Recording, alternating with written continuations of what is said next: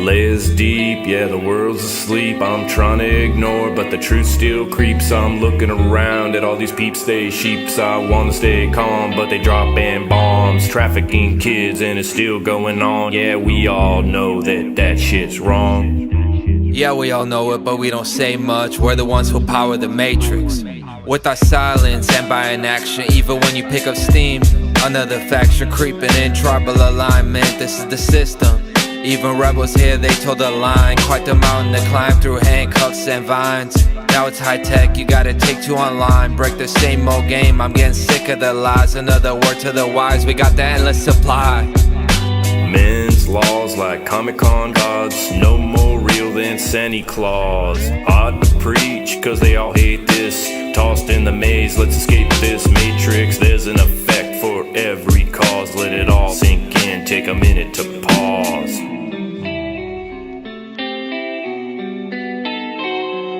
And where we pick it up, we telling everybody we know. If it's not the law of man, then it's his ego. Battling against it, how can we escape? The grid is held up by unwillingness to change. Don't be a stranger, so just feel the range. We're supposed to know better and show the way. Escape is the place that I know, but not away. Take the truth, overflow, the flow over. Let the truth seep, drip underneath. Gotta find a way to wake from the sleep.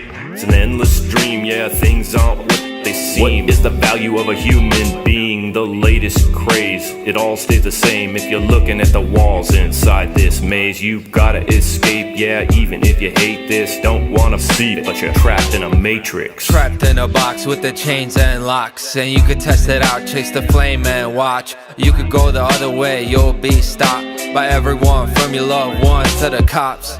But I'm too obstinate, push back a lot. Just two philosophers, unwrap the box, you find a volume of the greatest quotes. And there's a spot for you, write your name, that's the way out. Dazed, lost in confusion, spaced, race, they're lost in delusion. See those lies, keep them clear of me. I'm not afraid of conspiracies. What you gonna do when the time comes? Lock up in a box, feeling dumb till the sun comes. Leak streaks of grief underneath. Yeah, darkness seeps into your soul.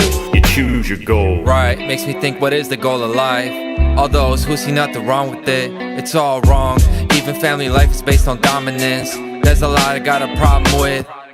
Don't get me started on the politics, that's Matrix Light. We gotta see the real control of mind, now I'm dropping it. Don't let them take away your values and accomplishments. Moral apocalypse. Looking in the mirror at the missing pieces, smashed on the ground, seeing teeth mixed with feces. Lost dreams, fleeced by the sheep, dressed in sheets. You've got a story to be told, let the truth unfold. It is what it is, but it's also what you make it. You'll be a mat if you stand there and take it. Don't wanna waste it, freedom so close you can almost taste it. Got the pills popped and the clocks won't stop.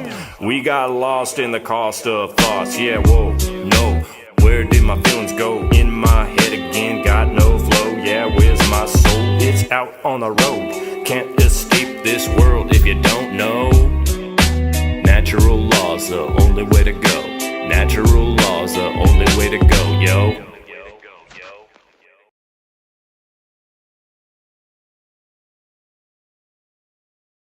This book and this moment are urging you to pause. The book that changed my life. Are you ready to start your new life? Are you ready to awaken to the purpose and the passion that's been waiting inside of you all along? Check out endevil.life. Evil is the destruction of freedom.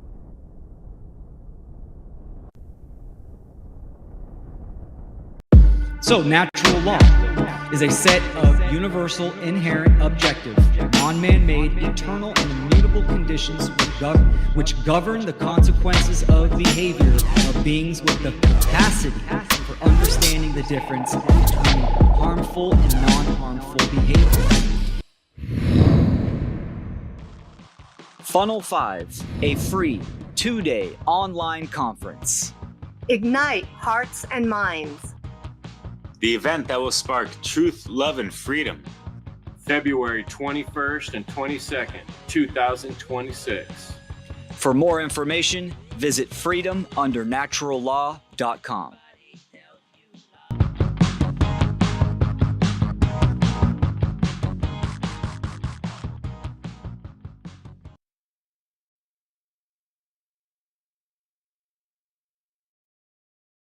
Hello and welcome to the End Evil podcast. This is Chris Jansen, and evil is the destruction of freedom.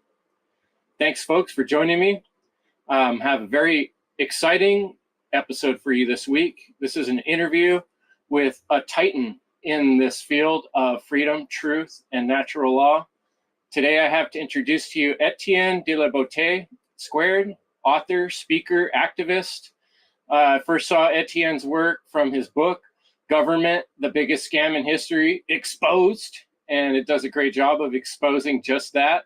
That's the kind of book everybody should have on their coffee table or somewhere where people can see right when they walk in their house. But Etienne is the founder of the Art of Liberty Foundation, Art of Liberty Daily News, and 5 Mean Friday. He also does artofliberty.substack.com. And man, I've been loving watching Etienne's work. He's been part of multiple Freedom Under Natural Law conferences. And I got him right here. So why not just bring him in and quit talking about him and let him talk. Welcome, Etienne. Thanks for joining us today. Appreciate it. Hey, Chris, it's great to be with you and your audience. Yeah, I'm not quite like I heard you met with Greg Carlwood. I love the Higher Side chats, and I'm not like him. He does the best intros ever. I'm not that guy. But I'll let you introduce yourself. Well, I'll tell you. So, this is my second time. I've got 3 podcasts today. I'm also doing Fair Food Forager in Australia in a little bit. But we had some technical difficulty. But the first time I did the Higher Side chat, he rolled into that introduction. I'm like, that's the best introduction anybody's ever given me. I couldn't. He's like, yeah, I put a lot of work into it, and he really does. He's really. I've heard great. Multiple guests say that to him. You're the best intro I've ever had.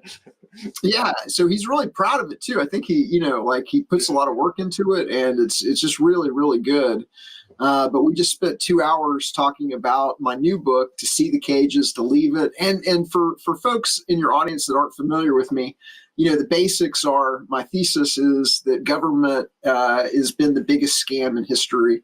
It's impossible to have a moral, legitimate government because it's impossible to delegate rights. You don't have yourself like the ability to make up rules for everybody or steal their money and redistribute it. If you don't have that right, you can't delegate a right. You don't have yourself to a representative or to a government to represent you doing something you don't have the ability to do yourself. You can't be bound by a social contract you didn't sign. You can't, my beautiful fiance and myself, if there's 2 of us and 1 of Chris, we can't vote that you have to give us all your money. It doesn't matter if there's 2 of us, 3 of us, 300 million of us. No magical additional person makes something immoral and illogical now moral and logical.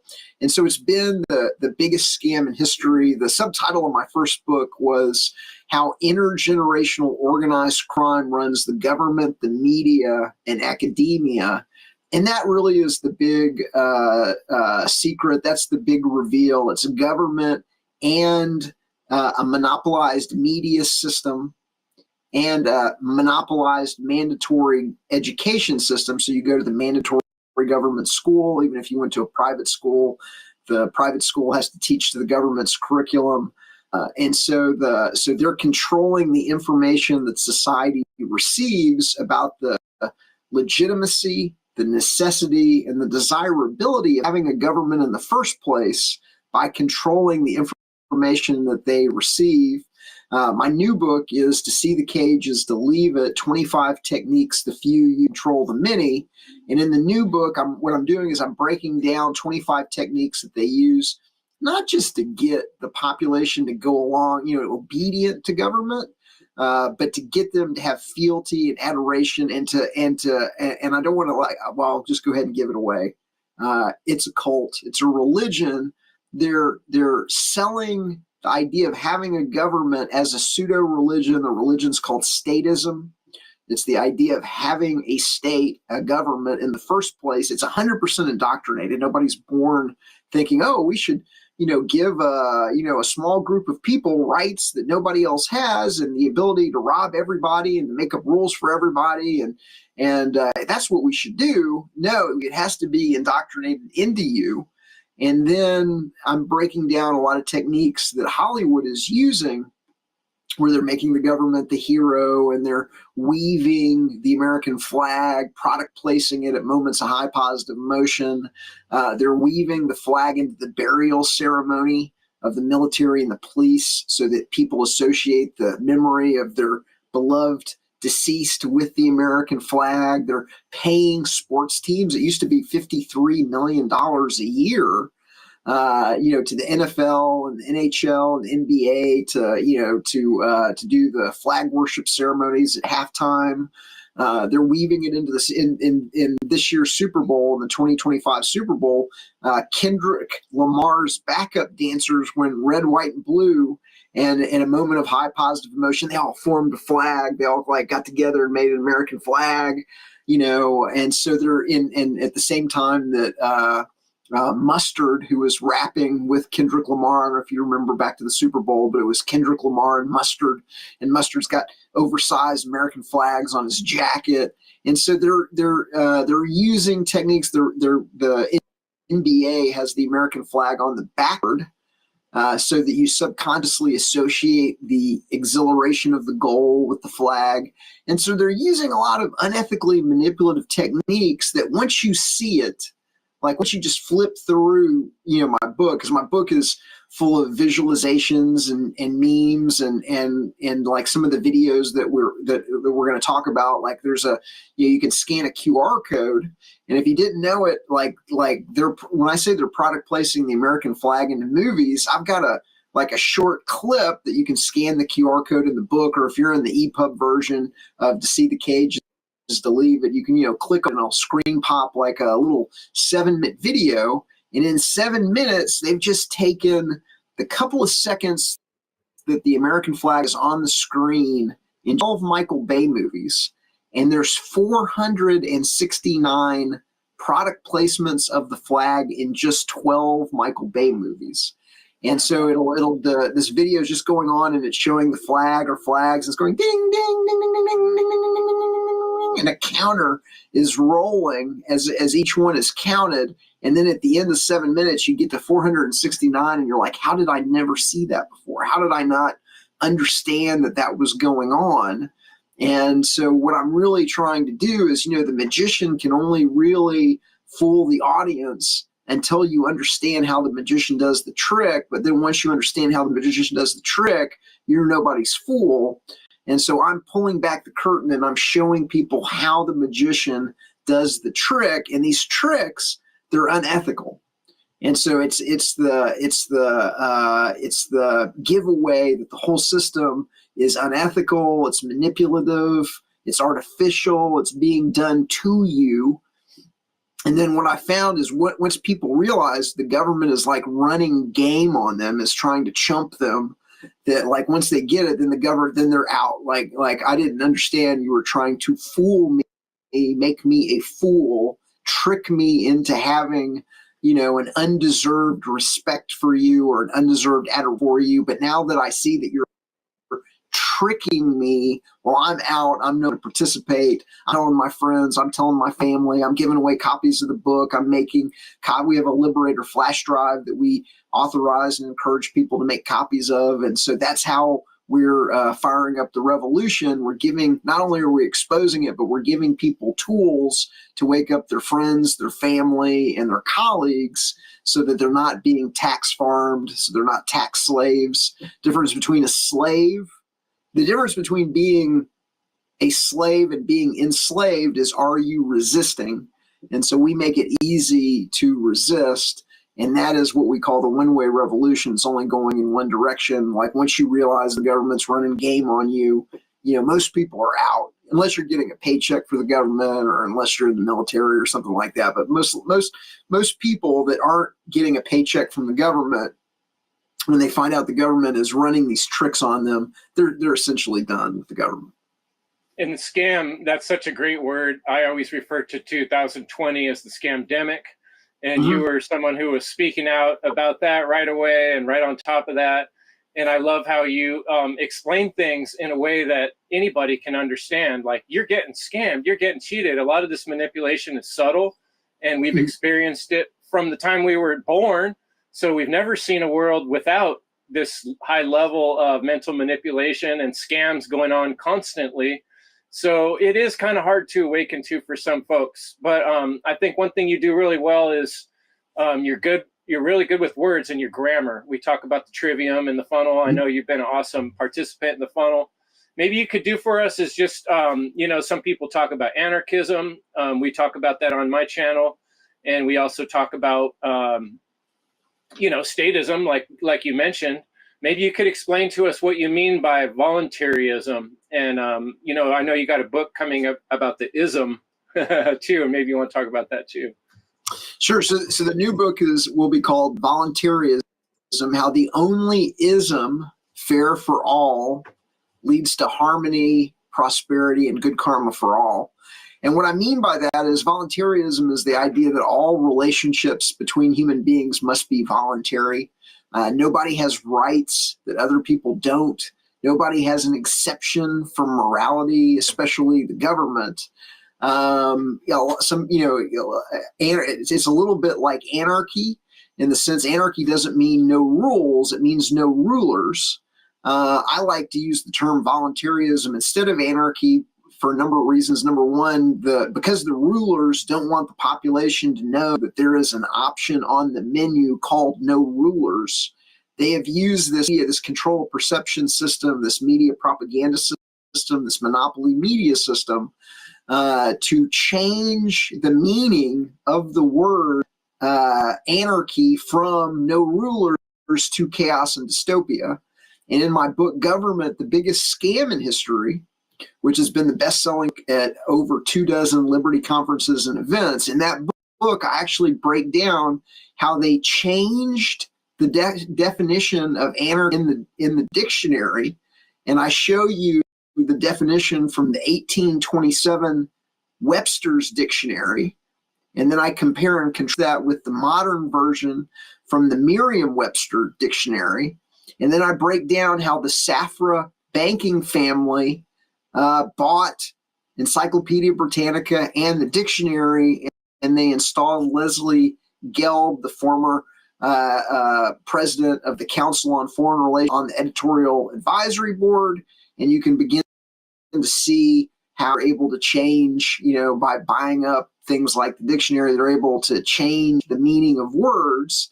And Philip K. Dick famously said, if you can change the meaning of words, then if you can control the meaning of words, then you can control people that use the words. And so I use voluntarism, and I encourage others to use voluntarism because it also gives kind of a, number one, you don't have to unpack all the baggage around the term anarchy, but it also gives you the opportunity to explain the benefits of a stateless society. Everybody would be wealthier. There would be more harmony and prosperity in society.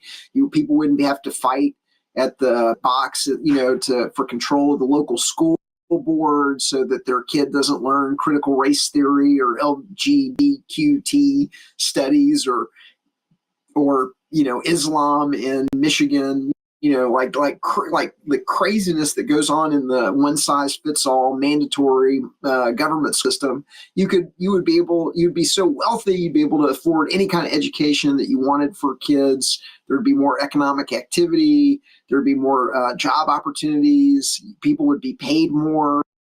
There would be so much more harmony and prosperity in society if we have this parasite government, stealing the value out of the money, mandating, monopolies in the economy that are inefficient. There wouldn't be all this economic misallocation. We wouldn't be wasting, money, blowing up empty valleys in Afghanistan or Iraq or whatever. We wouldn't be paying $400,000 for an F-35 helmet. Just madness and insanity. And so everybody would be dramatically wealthier if there wasn't this organized crime system. The other thing I'm kind of known for is, I don't use the word deep state. I don't use the word Illuminati. I don't use the word globalists or elitists. I find those to be unhelpful, undescriptive terms. This is organized crime. It's intergenerational organized crime using the technique of government to rob and control populations. And so you can best think of government as a technique to rob and control populations. And really the good news message of my work is we really need government. Everything the government does, if you really think about it, most of what the government does is it provides services, whether that service is armed protective services that they call the police, or dispute resolution that they call the courts, or building the roads, or running the worst passenger train service in the civilized world, or air traffic control. Canada privatized air traffic control over a decade ago. Planes aren't falling out of the sky in Canada, and so everything the government does would be done better, faster, and cheaper, and then that would make everybody much wealthier, and then everybody would be more harmonious because you wouldn't have to fight at the ballot box. And then finally, the good karma piece is one of the nasty, ugly secret about government is if you are supporting government, if you are supporting Donald Trump or Kamala Harris or one politician or whatever, you're actually advocating violence on your fights at the Thanksgiving table. Is I don't want your ruler imposed on me, and you don't want your ruler, and I don't want your ruler imposed on me, and you don't want my ruler imposed on you, so we're going to fight tooth and nail at the Thanksgiving table. Well, in a voluntarist world, all of that goes away because you're not trying to rob your neighbor. You're not voting for violence. You're not advocating or be robbed to put these particular policies into practice.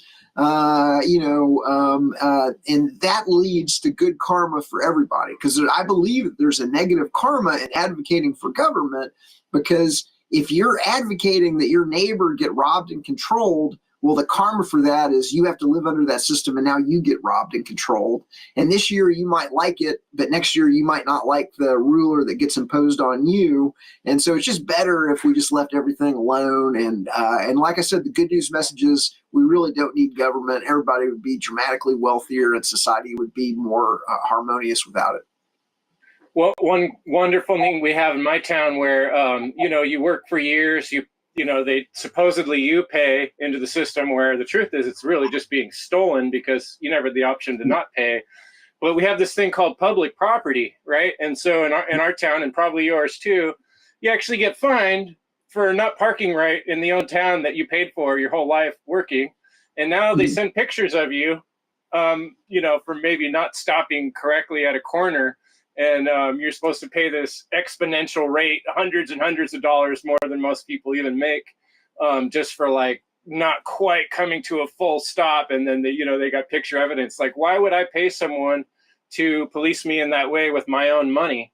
And that's the theory of what public property is, which would be downtown, all the parking places, all these enforcers of the so-called law would be owned by us who paid into the public in theory, right? And that's all, stuff like that that's so obvious. You think people would see, just totally getting fleeced with our own money that we worked hard for, and being treated like a criminal. And then, you got this relationship with government. Like if we saw that with a human being, you'd be like, oh, this is a violent, coercive relationship this person's taking from you. They're forcing you to do things you don't want to do. If we saw that happen to a person, we would be like, you're in a terrible relationship. You should never let someone treat you that way. But we're all allowing ourselves and all our family and our future generations for years and years to come to get run through this meal of basically stealing.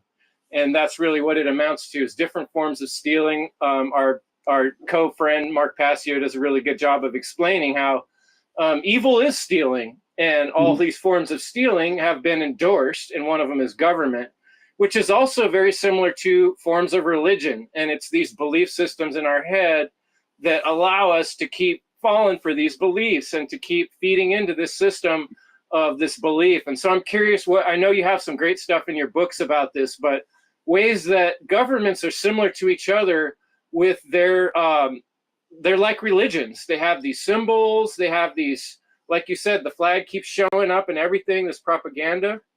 But you've pointed out a lot of awesome similarities between like religious and government, and how it is a control of people's belief systems. I'd love to hear you talk a little bit about that. Yeah, so, like I said, so if you think of government as techniques for robbing and controlling population, there's a little bit of a playbook of how do you slave up a population, and you give them a flag, you put them into a mandatory government school. There's a youth program, the Cub Scouts, where you're going to get the kids where they're young. You're going to get them into the uniform. You're going to have them do the flag worship. You're going to give them awards, Cub Scout adventure loops, Boy Scout merit badges for literally regurgitating the doctrine of the state. Oh, good. You get a little reward for, okay, how do I be citizenship in the country, citizenship in the world. And so you're going to give them a curriculum, and then you're going to give them awards for doing it. And after you run this different playbook techniques on the population, if you want them to goose step, they'll goose step. And so what I do in the book Government, the Biggest Scam in History, is actually compare the US, Nazi Germany, East Germany, and the former Soviet Union, because those are supposed to be the most evil countries in the world. I could have used North Korea. They're running the exact same playbook, but I break down in that book 20 techniques, and then I show what the technique looked like in Nazi Germany, in the United States, in the Soviet Union, in East Germany, and I put them right next to each other in the book. And by the time you flip through the first part of the book and you realize, hey, wait a minute, why is the United States running the exact same playbook as Nazi Germany? Why is the United States running literally the exact same playbook as the Soviet Union? Then it's a lot of people have that aha moment. And I've literally had people, because the book is so visually powerful and it's not just a text book, and I'm using a lot of techniques to bring people to that moment of insight, that like, oh my God, this is Nazi. It's the same playbook as Nazism, but because I do it in this visually way, it's very, very powerful. And I've literally had people have changing experiences just flipping through the book as they got it. There's one guy just in particular, just like started like rocking back and forth and grabbing his shirt, and he's like, this is dangerous. It was like it just amazing, kind of success stories, and being able to, wake people up to the reality of what's being done to them, the tax slavery, the control, the violent, like you mentioned the violent, like we'll charge you any amount of money that we want for having your blood alcohol be, 0.01% above what we say it could be, even if there was no accident involved, even if you didn't, hurt anybody, even if you didn't have to get in a wreck or whatever, we're just going to charge you $30,000. It's craziness. You talked about things and like the public property in 1984, they called it doublespeak. Okay, where the state had its own language, where logic didn't pertain, and it's not really public property. The public doesn't own it; the government owns it. It's not a public school; it's a government school. It's not public property; it's the government's property. And if you think that you, as a parent, have any say to how your child will be educated or the techniques that will be used to get, on them in the government school system, just try and go to the government school system and try and have them not run some of the unethically manipulative obedience techniques that they're using in the government school system to create obedient tax slaves. They're like some of the examples that I break down in both of the books are, nobody can leave without the government's permission. Nobody can go to the bathroom without the government's permission. You're going to walk in a single file line like you're in a prison. You're going to be subject to having your stuff searched at any time. So kids get accustomed to the government getting to search them. That we don't have you don't have any kind of right to privacy in the government school system. The government school system uses public shaming as obedience techniques. They use what is it called? Where you punish everybody for the actions of one, collective punishment, which is illegal under the Geneva Convention, but it's frequently used in the government school system. I actually wrote the book because my ex-wife had my kids in the government school system, and I was watching them run these techniques on my kids, and I got furious at it. I went to have lunch with my kids one day in the school cafeteria, and all of the tables have a little flip chart, flip board on the table, and if one kid talks, they flip it to yellow, and if that kid talks again or somebody else talks at the table, then they flip it to red, and then nobody can talk. If they talk above a certain decibel level or whatever, then they punish everybody at the table for the actions of one kid. And then I'm sitting there in that school cafeteria, and I'm looking at I don't know if you remember, like they had it when I was a kid. I'd forgotten about it till I saw it with the kid, but they had the public shaming table where the bad kids will be publicly shamed for being forced to eat. And I'm like, why is that kid at this table, like in the center of the room? It was like Orwellian. It was like in the center of the room where all the other kids at the tables were pointing there. And there's like this one pathetic looking kid, there by himself. And he was at I forgot if they called it the quiet table or I forgot what the name of it was. But like the government schools and that you wouldn't know, like if you've never been to the school and you didn't have a background in kind of cult creation techniques like I do, you might not even understand that this is going on. The final one that they were used that I actually got, some of the teachers not to use is I went to my kids' teachers and I'm like, I don't want you red, yellow, green trouble board on my kids. Okay, they're kind of public shaming. And so if you're not familiar with that, almost every American classroom management board or a red, yellow, green board or red, yellow, green, all of the kids' names, and they will be like, it'll be like a sticker or it'll be like a pin with their name in it and everything. And if that kid talks, he goes from green to yellow, and then if he talks again, he goes to red. And so what they're doing is they're publicly, it's another, form of like public shaming. And if, we're going to take the kids that might, that do something that we don't like, and we're going to hammer them down. We're going to publicly shame them. We're going to get them so they don't ever say anything out of turn. They don't ever talk out of turn. We're going to really make sure that in life, they don't talk out of turn.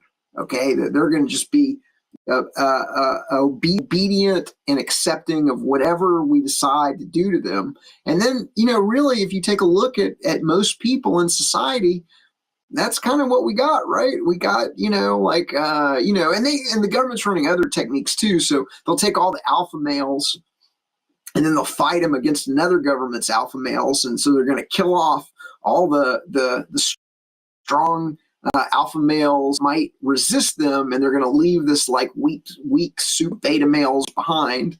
And so like it's and damage people, right? All the people around, all the men that died in every one of these wars, you figure there's mothers, sisters, cousins, all traumatized by the death and the loss of this entire portion of the generation that's super important, that just gets kind of wiped out.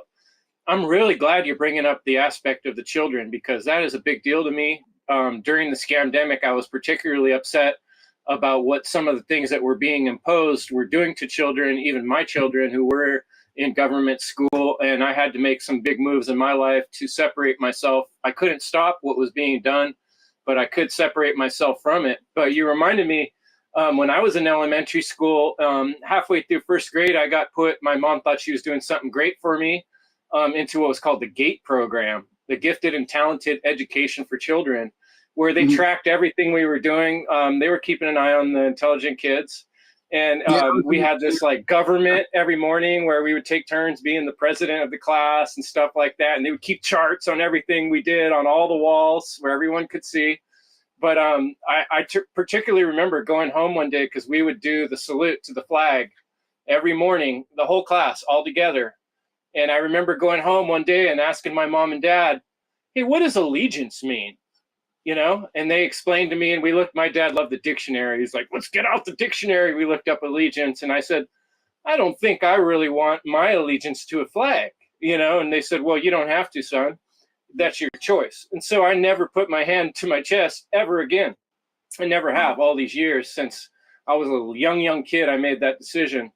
But I'm kind of curious for you, Etienne. I mean, you've been on this stuff longer than almost anyone I know. How did you come to first start realizing these things? You know, there's so much resistance for anyone to realize these things, even though they're so obvious once you realize them, like you said. But how did it creep up on you in your life? I'm really curious.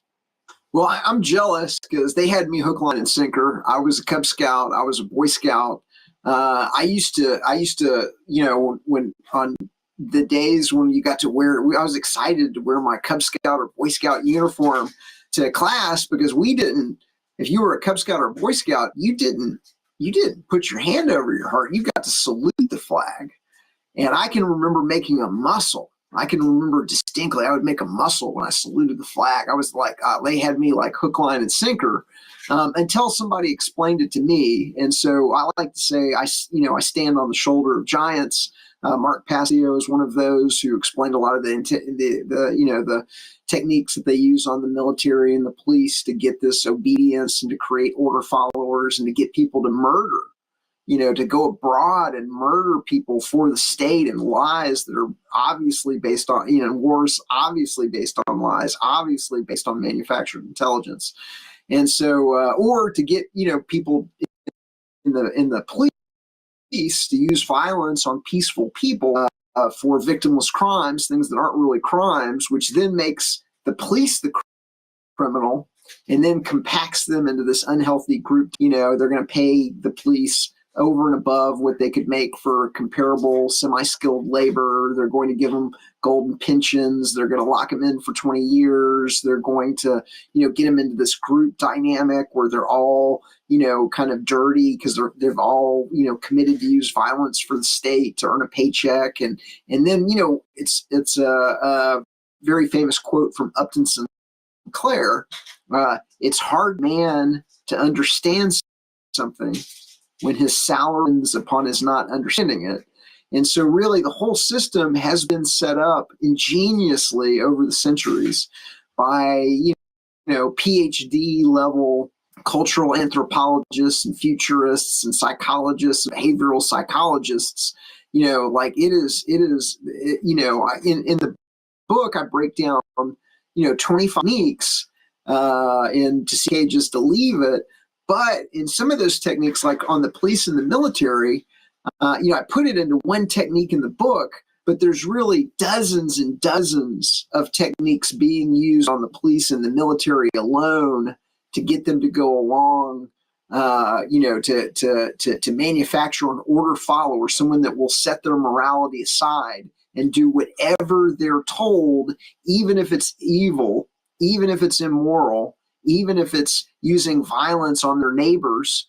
You know, they're willing to do it for a paycheck. And then they've not only if they run all these unethically manipulative techniques on them to get them to do it, but then they've trapped them with that, you know, golden handcuffs of the, you know, golden pension and the, you know, the salary that they would not be able to get, you know, otherwise. Although everybody would be wealthier. Without a doubt, the police would be wealthier and the military would be wealthier if we could get rid of government. Everybody would be better off.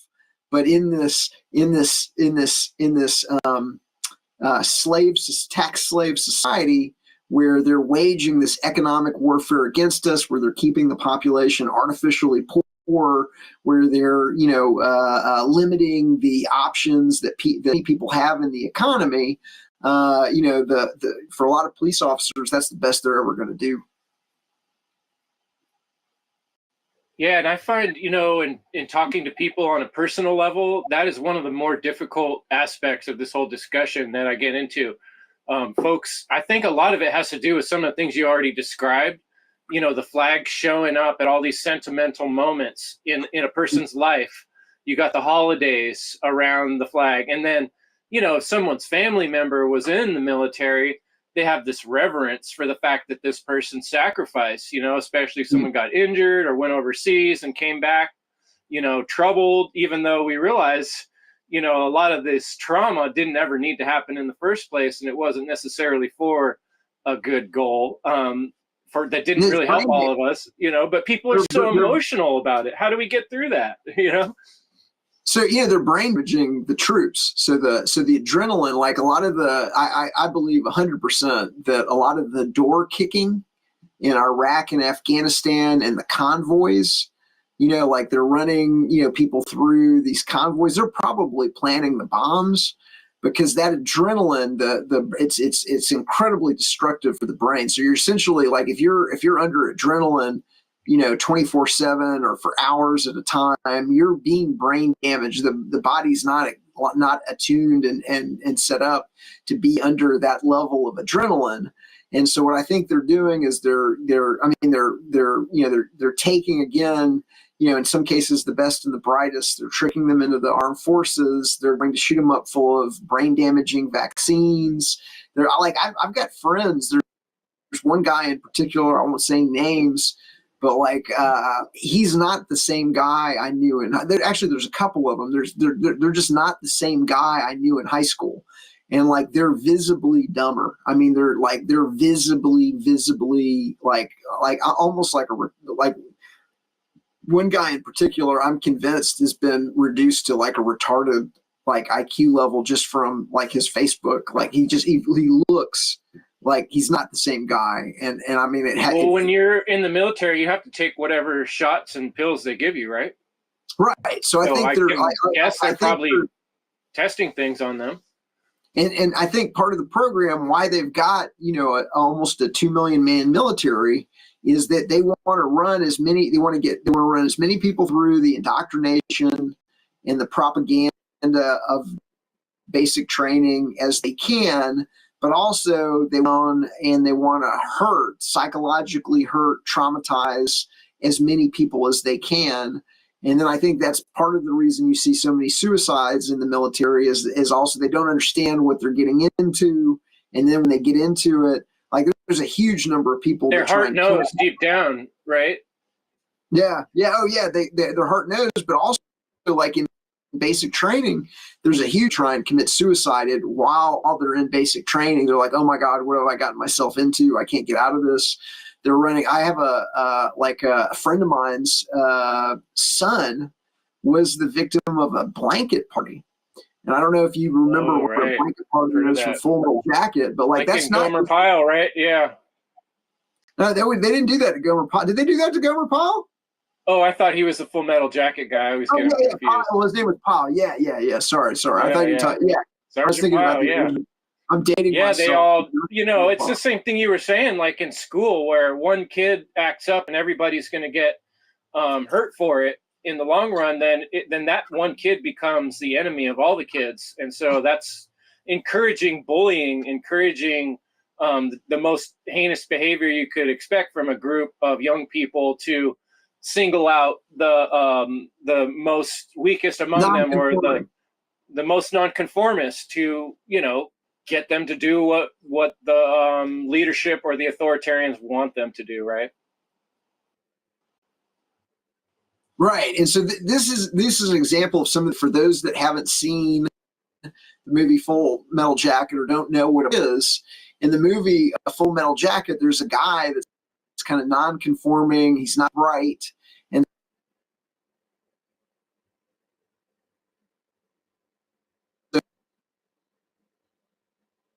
the drill sergeant, the time that guy makes a mistake, he's taking a nut from the mess hall. You know, the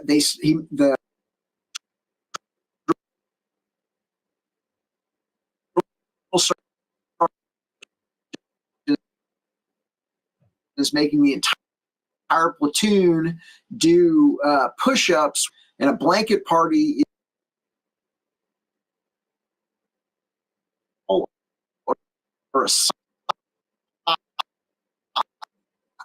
and they'll make an improvised flail, and it'll be a lock. It'll be like you can whip it around and then boom.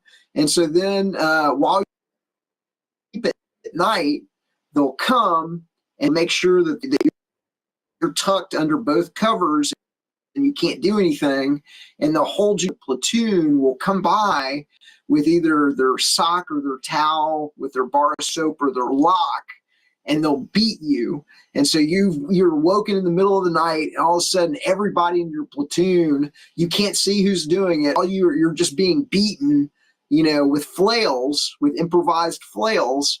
And that's not only is it tolerated, but it is encouraged and it's used as a technique. It goes on today. Like I said, this is, I've got a friend, they did it to his son, and this was probably 6-7 years ago by now, but I know that it's not just in Full Metal Jacket, because and he described to me how it was to him, described to me how it was done to him in the military. And so these are the kind of unethically manipulative. Now, if you're non-conforming in the way of hey, this is unethical, and you're explaining to the people in your training platoon or whatever, what's going on, then you're out. They'll kick you out. We don't want that. We don't want you ruining it for us and explaining to everybody else the game that we're running on them. And so if you have any kind of intelligence and realize what's going on to you, they'll kick you right out, because they don't want you, ruining the game they're running on all of the other recruits. Yeah, I always think of Alice's Restaurant and the Group W bench, and you want to kill? Yeah, that's what they want. They want you to be in the mind state where you're to the point where you would kill, because you're not thinking with your holistic being. I think one of your books might have been where I read about the percentages of people that actually don't want to shoot other people in battle. I've heard that is a lot higher than people think. Most of us don't really want to be part of evil. And what I'm seeing going on right now is very interesting. A lot of people are kind of really seeing, and this goes on again in waves, and I'm not one of those that says everything's changing, people are waking up, but I am noticing, because of the drastic ridiculousness of where things have gone in the government sphere and the mainstream media, that a lot more people are starting to go, what the hell is this crap? And the tendency then is to go to the left or go to the right, to go to the opposite of where they're at, where this is a crucial time in history where we have the opportunity to say, like you're saying, yeah, look at this stuff. Look how bad and stupid and crazy it is. And people are going out in groups and supposedly protesting, which, in a lot of ways is just begging the government to do things differently or for another leader. But I'm curious what ideas. I know you have tons of ideas. I want people to go to the artofliberty.org. He's got so much wealth of information, links, and places to go and think on these topics. But let's talk a little bit about what can we do right now. People are starting to see through some of this BS to help lead them in the direction of truth and freedom, rather than going to another diversion of the left or the right, or another pit of authoritarianism. Well, I hate to quote Alex Jones, because I think he's a controlled opposition voice that keeps people trapped in that fake left-right paradigm, but we really are in an information war. Even that just kind of proves that even a blind squirrel can find a nut every now and then, but it's an information war. And so I look a little bit, I look at my books a little very, very sharp weapons, how do you take so it's a cult indoctrination techniques. And so a lot of our friends, our family, our colleagues, our neighbors are victims of having these unethically manipulative techniques run on them. And so do you unpack that? How do you show them? And then, one of the things that I like to say is that once you see it, you can never unsee it. And so, I think, my books are a good example of that. One of the other things that we do is we take everything on the book and we back it up on something that we call Liberator. And we take a lot of the information that is being censored on Facebook and on the social media platforms and on X and everything, and we make it not only uncensorable, but once you have a Liberator, you are authorized and encouraged to make copies for your friends. And so I like to say the difference between being a slave and being enslaved is, are you resisting? And so we make it easy to resist. We make it easy to wake up and cost effective to wake up, your friends, your family, and your neighbors. Some of the things that you can do that don't cost any money and in fact can save you money is my favorite thing is paying cash. And so if you're paying in cash, number one, you're giving the neighborhood merchants, especially the mom and pop stores, they make an extra, 1.5% to 2.5% that would have gone to the organized crime bank in the background and fees. They're going to make that. They're going to be able to keep some of that money off the books, okay, which is going to put more money in their pockets. So now maybe they can afford a guitar lesson for their kid, or they can afford, something, that would energize the local economy. That money is going to tend to stay in the economy. The community is going to be better prepared for I'll be sitting on more cake because people, and so and it's going to make it harder to impose programmable digital money on the population, even though that's already kind of being imposed now. A health savings account is programmable digital money. An EBT card is programmable digital money. So it's coming in slowly and surely. But one of the ways to fight that is to pay in cash. I just like to throw sand in the gears every time I can. So one of the things I do is when I pay in cash, I'll give people the merchant cash, and a lot of merchants are like, cash, and I'm like, yeah, I like to give, and also I'll say, I like to give so you don't have to share it with the lying, stealing government.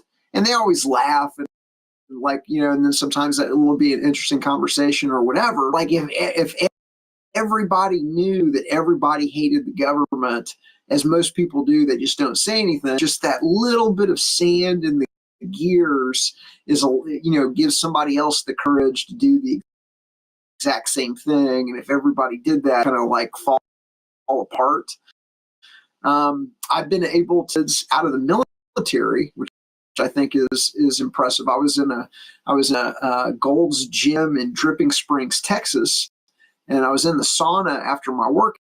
These two 18-year-olds that were about to go into the military, and they're talking about they were going in within 2 or 3 weeks they were going to sign on the dotted line and everything. And I was listening to them for a while, and then I just kind of laughed and I go, hey, I just wanted to introduce myself. I'm an author. I'm a student of the system. I don't think you want to do that. I'd like to give you a free copy of my book. And I gave them, and a week later, I ran into one of them in the gym, and we're not going into the military, man. And you want to keep people out of the military. You want to keep the needles out of babies' arms. There's little all of these things that you can do sometimes I'll tip in goldbacks, and if not fullbacks, it's you usually have one somewhere, but it's flexible spendable gold.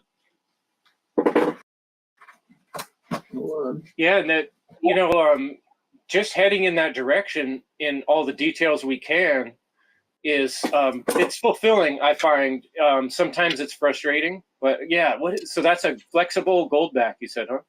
Yeah, so that's flexible spendable gold, and in different states, there's about 5 or 6 states where they're legal tender, and then merchants accept them as water currency. That. Yeah, there's over 1,000 businesses in Utah that take it. I think there's 500 plus in New Hampshire. They just got Florida just introduced the law that makes them legal tender, so now they're making a big move in Florida. But if you can move some of your your dollars into gold. I've been taking these for years. I've been selling my book mostly at the Porcupine Freedom Festival is where I get the most of them.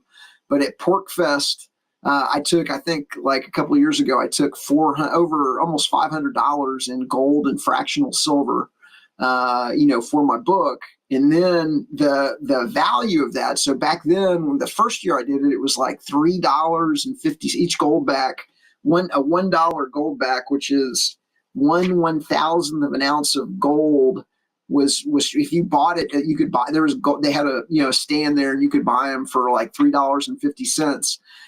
Then the next year it was like $4, and then it was $5.50, and now they're up to $8 because now gold's at 4,000 plus an ounce, and so now what I was getting, what was $3.50 is now worth $8. And so, so if you're able to take some of your currency and convert it into an asset that is appreciating, that you can still use in commerce, you can still buy things with it, you can still tip, you can I'll offer, waiters, I can give you, gold, or I can give you paper. What do you want? And they laugh and they're like, what are you talking about? And I'll show them. And then you're educating them as well, right? That such a thing exists, right? And all of them want the gold. And then the ones that take it, they've seen it, double, in value. And so now your community is more, more sturdy against fortified. Fortified against a dollar collapse or a dollar devaluation. And so these are just some of the things. Well, Etienne, I do handyman work, and almost all my handyman work is usually a transaction between me and the person I'm working for. But I've found even within that, like I know somebody who does a different trade, like plumbing or electrical, right? And I've gotten to know people I work for. And oftentimes I can trade with people. They have a skill that I have. And then, we both have something the other person needs. So we just trade directly. And the more you look for these opportunities, the more you can make them happen. And the truth is, we don't, like you said, it's more profitable for all of us to cut out the middleman. Why is someone else out there fleecing you for your energy that they don't have any claim to in the first place? So, every little personal, practical thing people can do, I highly recommend. That being said, I do want to talk a little bit about, before we close up tonight, I know you got other shows to go to. This is also a spiritual war. And I think one of the things that really folds people in half when they look at this stuff, like let's say someone looks at your book and they finally realize, oh my gosh, you're right, but they're still left often with like, oh, but there's nothing we can do. It's too far gone. We're too far down this road. If we tried to stop government now, it would be a complete mess and everybody would kill each other. It'd be gangs on the streets.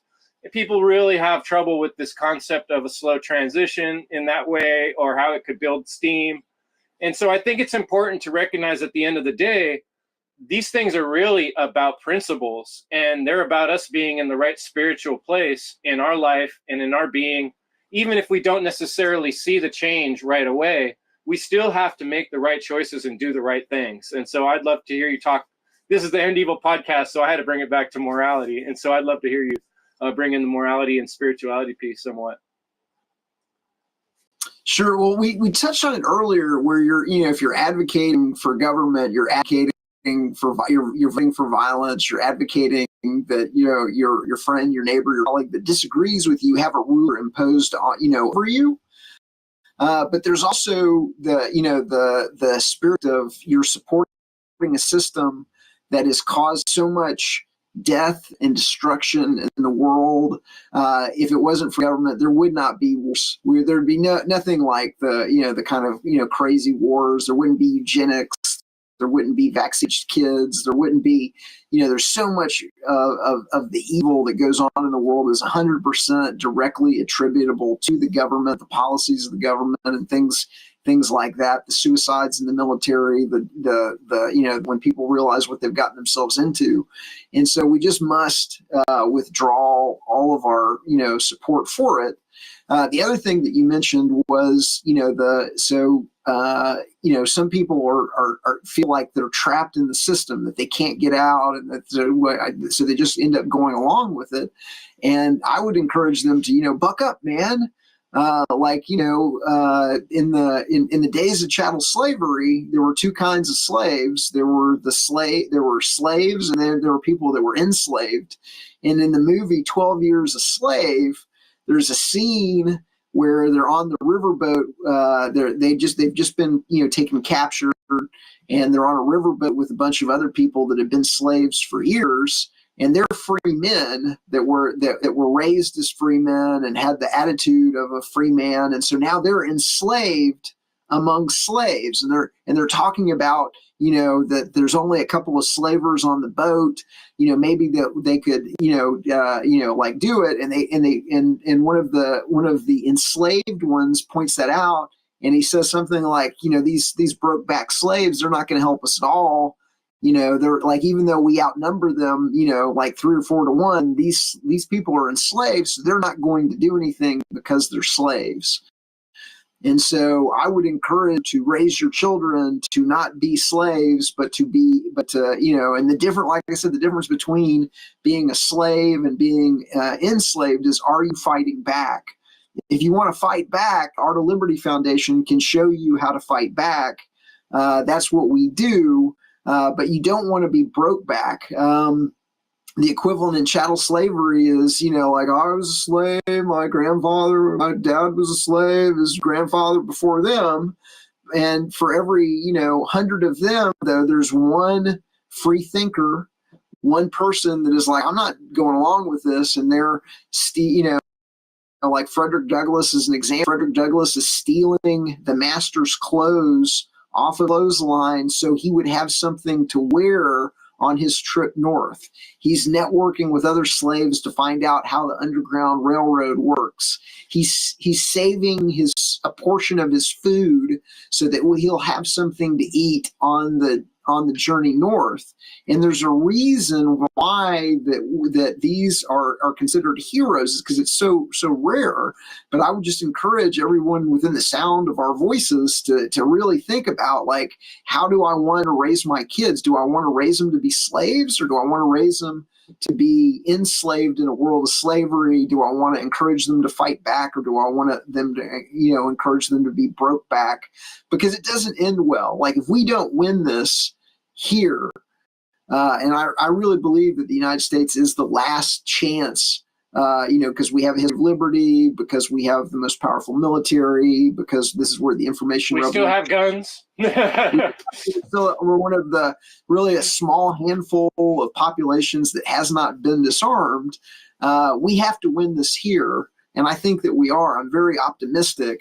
But first, it's large scale cult deprogramming. They've been running classic textbook cult indoctrination techniques on the population. A lot of the population has bought it hook, line, and sinker. And so, what I try and do with the books is, okay, how do you design a book, to cut through in a very powerful way to get somebody to that moment of insight, even though it's painful, in a way that once they see it, they can't unsee it. And so, and we really want to motivate and inspire people to become activated and develop that will. What you're talking about is courage, right? It's courage, but part of it's just knowledge. Like I said, they had me hook, line, and sinker until somebody explained it to me. And then once I understood it, I'm like, oh, I'm out. Oh man. Okay. And I can be honest with they had me hook, line, and sinker. I made a muscle when I saluted the flag. Like, I almost joined the military, and out of high school, I went down and I took the Armed Forces Vocational Battery, whatever the test is, to figure out where they're ASVAB. I took the ASVAB with another friend of mine that wanted to go into the Marines. Neither one of us did it, but like, I was that close. Because they make it look so cool in the movies and everything like that. And it's only when you become older and wiser that you realize what's really going on. And so I'm just trying to save as many kids from that meat grinder as I can. And the best way that I can do that is to show everybody how the magician pulls the trick. Because like I said, once you understand how the magician pulls the trick, you don't get fooled by the trick. And so that's what I'm trying to do with the book and the Art of Liberty Foundation. We're showing people how the magician pulls the trick so they don't get fooled by the trick. Pull back the curtain and see what's really happening. And that, for people, it starts off with some curiosity, and then at a certain point, honesty. being really honest with ourselves and saying, yeah, I know my feelings want to keep going this way. It's easier to keep going this way. But when I really looked at the situation objectively, ouch, that's wrong. And so that's beautiful. I love all the work. You've been an inspiration for me along the way, and your work has given me a source of things to study and learn from. And so I really appreciate it. I hope everybody goes to artofliberty.org and checks out your books. And it's a way to help talk to others too. You've given people a lot of the grammar and vocabulary that they can use, so they don't have to start from scratch, like you might have when you started all this. So yeah, I know we're reaching the end of an hour, and you got a lot of other important stuff to get to. So anything else you want to cover, Etienne? The mic is yours. No, I gotta bounce. I've got a Zoom that started a minute ago, but the final thing I say is thank you for what you're doing. We're all in this together. We all must hang together, or we shall surely all hang separately. And so you're one of the 1,000 flowers that is blooming. And so thank you for what you do. And I look forward to our next conversation. Thanks so much, Etienne. I hope everything goes smooth on your next show, and I appreciate your work. And much love. Evil's the destruction of freedom, folks. We'll see you next week. Thanks. Peace out.